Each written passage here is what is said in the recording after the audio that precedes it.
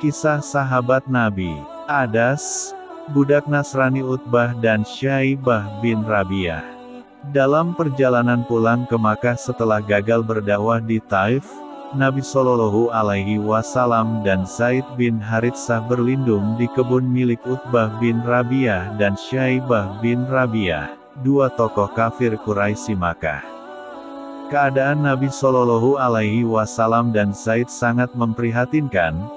Lelah dan luka-luka karena diikuti dan diserang terus dengan batu oleh sebagian penduduk Taif.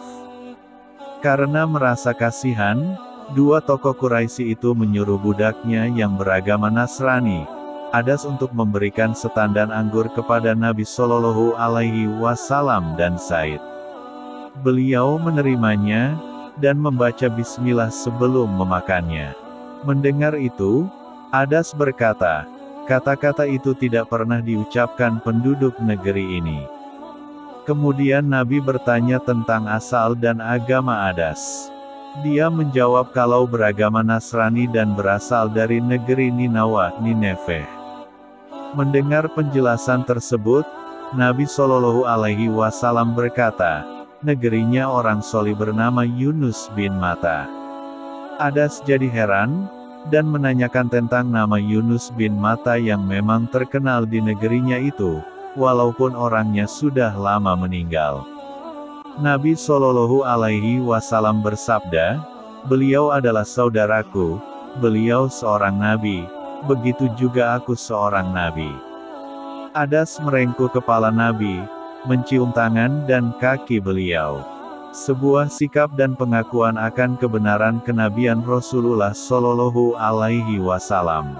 Nabi Shallallahu Alaihi Wasallam menjelaskan secara ringkas risalah Islam yang beliau bawa, dan seketika itu Adas menyatakan memeluk Islam. Ketika Adas kembali kepada tuannya, dan mereka melihat apa yang dilakukan Adas terhadap Nabi Shallallahu Alaihi Wasallam, mereka mencela sikapnya memeluk Islam itu. Mereka berdua mengatakan kalau agama Nasrani yang dipeluknya itu masih lebih baik. Tetapi dengan tegas Adas menjawab, wahai Tuan, di dunia ini tidak ada sesuatu pun yang lebih baik daripada orang itu. Dia telah mengabariku sesuatu yang tidak diketahui seseorang, kecuali oleh seorang nabi. Nabi Shallallahu Alaihi Wasallam jadi sedikit terhibur.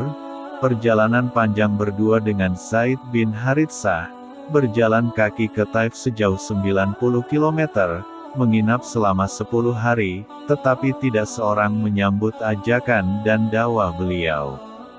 Tetapi justru dari markas tokoh Quraisy yang gencar memusuhi Islam, Allah membuka hati seseorang untuk memeluk Islam, walau tidak secara khusus beliau mendakwahinya. Memang, hanya hak Allah semata untuk memberikan hidayah kepada siapa yang dikehendakinya.